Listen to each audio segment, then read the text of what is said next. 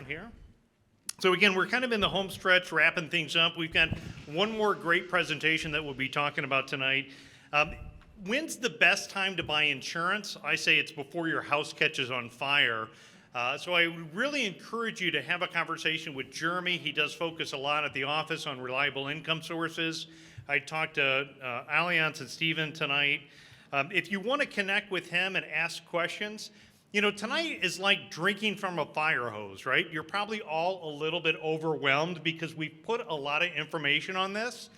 So the best thing to do from here is just to take a baby step, and that baby step is to take the questions that you have from tonight's event and schedule an action item to talk to us about, you know, what that means and how it applies to your situation to figure it out. You know, each of these presentations hopefully have some really good nuggets for you to take away. In fact, in the back, you know, Chaz's presentation on precious metals had talked about the fact that nickels have doubled in price. And so my son in the back said, Dad, does that mean that all of our nickels are now worth a dime at home and we should go sort those out? It's not always that easy, but we can break it down to you in your situation and apply it. And again, it's as simple as just taking and scanning this QR code. If you're not good with technology, after this event, see anybody and they'll help you out with that. But with that, I'm going to turn over our last presentation to my co-host on the radio show. Again, we're featured live on Saturday, been on for over now 20 years on WSPD Radio. Currently my co-host, Scott Kirshner. Welcome. Thank you. So, any of you that have met with me know that a half-hour appointment usually is hour 15. So, you kind of told a little lie there. We're not at the home stretch. This is halfway. So, sit back, relax. We're going to have fun. You know, something really exciting I'm going to tell you. I don't even know if the band knows this yet, but most of you that have actually met with me have met in our studio. And in the studio, we actually have a guitar. And a lot of people say, oh, do you play? And I go, yeah, actually I do. In fact, I'm going to be joining the band tonight, and I'm going to be playing a little bit bass with the band tonight. So that is a total lie. You know, I was going to sing too, but I sing solo. Solo, nobody can hear me because I can't carry a note in the bucket. So, thank you all for coming. Thanks all of the other speakers. It was wonderful and great information for everybody. So one of the things that I also do, you all know that I do health benefits. Steve, you were talking about the cost of healthcare rising at that high number. So don't blame me. He's already set you up for high increases with your insurance rates, so it's not my fault. It's the government's fault. So one of the other things that I do, here's my disclaimer as well. Okay, did you all get that? Good. So here's some of the things that I'm going to kind of fly through because I've been told I've got 5 minutes. I'm supposed to say, hi, I'm Scott Kirshner, and now the band's going to come on. So we're going to move through this kind of quick, but I'm going to go through my story. This is the part where you might want to grab your Kleenex napkins, have them ready. I've got mine here somewhere in any case. Hopefully I don't lose it here. But most of you that have met with me know that I like to use real-life examples. And my real-life examples are my parents. I've gone through my real-life examples countless times because you relate to that. It's real. When I'm selling you a health insurance policy, I give you real-life examples of what could happen if you had a claim. So, as you can see, the picture on the left is myself many, many years ago and my father. And the picture in the middle is Santa Claus. How fitting was it for me that my dad passed away Christmas? He contracted COVID around Thanksgiving. He had COPD, he had some heart issues.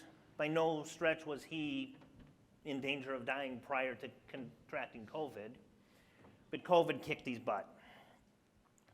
We took him into the emergency room. He couldn't breathe. He couldn't walk 5 steps without being out of breath. We took him into the emergency room on December 14th and got the news that Dad had COVID. He really didn't know how bad he was.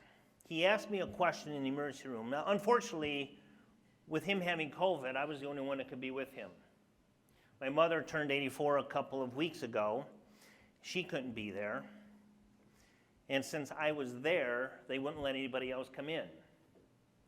So I was the one that was sitting with Dad while he was going through all of this, not knowing at all what was happening. He asked me a question, and he said, "Son, is this as bad as I think it is?" That's a tough question. Because I said, "Dad, I don't know how bad you think it is, but it's not good." So I ended up making some really hard decisions with him. And one of those decisions was to sign a DNR. Do not resuscitate. I don't know if any of you have one of them in place. You don't have to wait until you're on your deathbed to sign a DNR. In fact, it's encouraged that you sign one prior to. That will lead into what I'm about to talk about in a few moments. So we made the decision to put Dad in hospice, and we were actually talking about bringing him home. This was on a Tuesday, and Friday we were going to bring him home.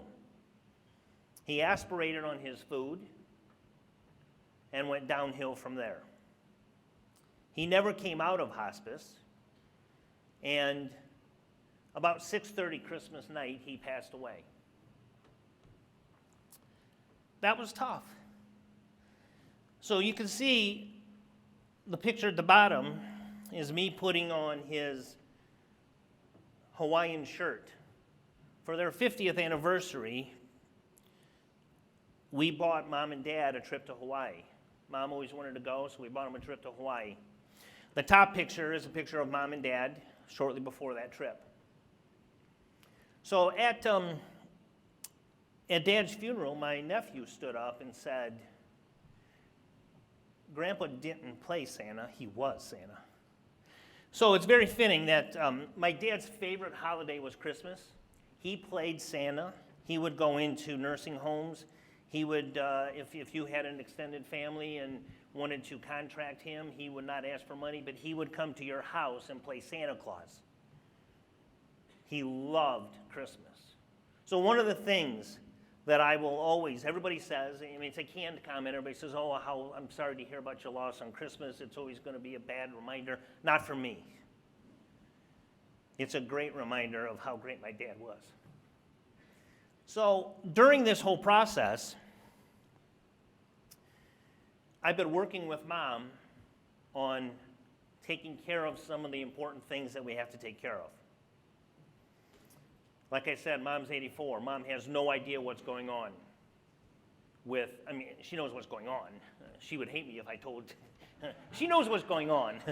And I actually talked to her last night. I said, "Hey, I'm going to give a presentation about my story about Dad, and do you mind if I talk about this?" And she says, "No, absolutely not. In fact, I am glad that you are, because without you, I don't know that I could have taken care of the things I've taken care of." Call me lucky for being in this business, but I'm lucky to have them. And one of the things that we've done is we've created the Ultimate Estate Planning Guide. And this is the actual workbook that we have. So I want to go through some of the items in here. I'm not going to go through all of them. It's a 12-page report that we have. But there's a lot of things that you don't realize you have to take care of when a loved one passes away. Some of the examples are beneficiaries. Make sure that your beneficiaries are up to date. So many times things change in your life and you don't update your beneficiaries. The unfortunate thing is, when you pass away, whoever is listed as beneficiary is going to be the one getting the money. So it's important to update beneficiaries. Power of attorney. I was the power of attorney that was already established for mom and dad. That was huge. I was the one at the hospital. I was the one at hospice. They won't talk to you unless you have a signed power of attorney in place. This is huge. If you don't have one, get one. Name someone that you think would be responsible enough to take care of this. These things are important. Insurance, annuities. Dad did a really good thing for mom. Dad actually set up he retired from Chrysler, and I had no idea that he had some of these things in place, but he actually had a life insurance policy through work. I wasn't aware of that. And to go through to make all of those changes to transfer that over to mom, they won't talk to anybody but the beneficiary. Get on the phone with mom, a conference call, here's my son, let him help you go through with this, and they would talk to you. They will not talk to you unless you are the beneficiary or have a power of attorney on file. So it's very important to make sure that you have all of these things in place. DirecTV, something as simple as the TV. Mom says, son, I haven't had a bill on that for 3 months. This is good. They haven't turned it off. Somebody's paying it. The problem was, Dad had it set up with a charge card, automatically deducted from a charge card that he was the only named carrier on. I called them up. They won't even talk to me. It was simple. I ended up getting that taken care of. Mom was on speakerphone with me, and we had to get that changed. A lot of other things to go through. Car loans. One of the things that happened, my dad had a 1998 Dodge Ram pickup truck in mint condition. Candy apple red, his favorite, Christmas, Santa Claus red, his favorite color. My son, who is 19 years old, when he got his license, he always said, Grandpa, I would like to have that truck at some point. Whenever you're ready to get rid of it, let me know. My son and I went to see my dad in the hospital, or in hospice, on a Thursday before that Friday. And he said, well, Troy, I guess I won't be needing the truck anymore. Do you still want it? And he said, yeah, I do, Grandpa, but let's not say you're not going to need it. And, trying to be optimistic. And he says, well, I tell you what, I'll sell you that truck for $1. So after Dad passed, Mom knew that he wanted that truck to go to Troy. So we had to transfer everything over. You need an attorney to go through. You don't have to have an attorney, but it helps to go through the transfer process. It's not a matter of signing that title over. We had to go to the BMV, sign that title over into Mom's name, transfer that title over into Troy's name. Or actually, we did it in my name, he's 19, to save money for insurances, for home and auto and things like that. So these are the kind of things that are in the Ultimate Estate Planning Guide. Your cell phone. What's the password or the PIN number for your cell phone?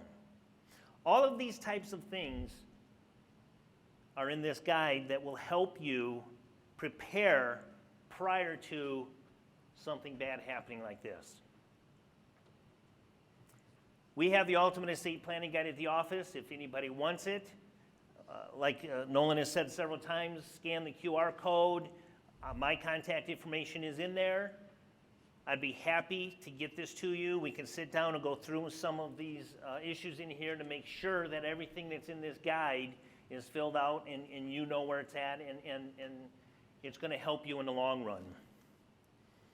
So a couple of other things on the checklist. I am also licensed for property and casualty. I've been selling home and auto and life and health for 27 years now. Met with a client the other day that had a spouse that passed away, and asked them if they've checked with their property and casualty agent to make sure that everything was in order. Come to find out, there were some things that were not in order. They had an outbuilding that wasn't even covered on their policy. There was a lot of things that were misplaced and not in order. Those are things that we also can help you with. Long-term care. Steve talked about using some assets. I met with a client last night, and one of the last things they asked me was, by the way, do you do long-term care? And I said, absolutely we do. This particular client had a lot of cash sitting in an account. We call that lazy money. It was sitting in an account, a money market account, doing nothing. You all know that checking accounts and savings accounts are earning next to nothing, right? I was able to move some money or show them how we can move money from that lazy account, earning nothing at all, and put it into a product day one that would give them, it was a $150,000 deposit. It gave them $248,000 of death benefit immediate. In 20 years, they were going to have roughly $400,000 available. One of the other things this policy would do is this policy would also give them long-term care benefits. One of the big things, like Steve said, housing and health insurance. You go into a long-term care facility, that will eat away at your retirement investments faster than anything. So you can actually take some money that's not working for you and put it to work. Basically taking it out of this pocket and putting it in this pocket. It'll give you liquid assets if you need it. Some other things we have available would be someone using that's in a situation where they are required to take their distributions. Nolan, why don't you talk about that real quick, if you would? Yeah, absolutely. So something we spend a lot of time working on is required minimum distributions. As a lot of you know, you get together with Courtney at the end of the year to figure out what your RMDs are. You don't have to wait till the end of the year. So if you're philanthropic minded, if you donate to your church or a charity, keep in mind that you can use your RMDs to donate directly to charity. They ultimately can get a bigger impact, and or it can help save you money on your personal taxes. In addition to that, for those of you that are looking at required minimum distributions and not sure what to do with it, we'd love to have a conversation with you about how to leverage that to leave a bigger legacy. Sometimes people just put that money in a regular investment account, and what it does is it builds up, and it could do really so much more by being able to leverage it. You know, here's an example where somebody redirected a portion of their required minimum distributions into a life insurance policy. And what it can do is it can not only guarantee the outcome, and a lot of the policies that Scott and I work with, they provide critical, chronic, terminal illness coverage too, so it can help in the event that there is a healthcare crisis with putting a shield around those assets. So with that, what I wanted to say is I wanted to say thank you for sharing your story. I mean, lots of love, and I've had an opportunity to know your family. Him and his family, a Waterville resident for a long time, and just blessed that you have those memories with Dad and Santa, and I give you a lot of credit for sharing that story. I can tell you in my 28 years of experience, I oftentimes have been shocked with what has happened in my own family and or clients and the calls and conversations that I get. Dealing with somebody passing away or thinking about our own, legacy is somewhat difficult. It's easy to put to the back burner. It's so much easier to just check this off your list and get it taken care of. And I would tell you that it's been my personal experience that 90% of the time we find mistakes when we go through the estate planning checklist. So if you take a little bit of time now to meet with your advisor and sit down and talk about it, you can find out these things and don't leave a shock for your family, and hopefully we can create a bigger impact for you. So if you want to learn more, again, on any of the things that we had talked about, because I know the band is excited to get up here and to rock and roll, what we're going to be is we'll be, again, available in the hallway out here if you want to come over and ask some questions. It does get difficult with such a large audience to be able to ask and answer all the questions that you might have, but we are going to be available as the band plays for about the next hour. You can also make life a little bit easier for you. What you can do is you could just simply scan the QR code, or again, ask any one of the other retirement specialists here for an ability to set up a time with our office. They'll get you scheduled with our office. We'll get you connected. And a final favor that I would ask before I wrap up tonight, if you do scan that QR code, if you take 30 seconds, I'd greatly appreciate it if you did a Google review and just left what your experience has been working with us, at our firm. It helps me out a lot to be able to have feedback. We love feedback, and we appreciate and love everybody that's coming out here tonight. Just know that we're always here for you, and we're always looking to, make sure that we're here for your entire retirement. Any final thoughts on anything that I didn't cover? No, you covered it all. I want to thank everybody for your business. I want to thank you for coming tonight. Enjoy the band. I promise I won't play. I promise I won't. And just enjoy yourselves.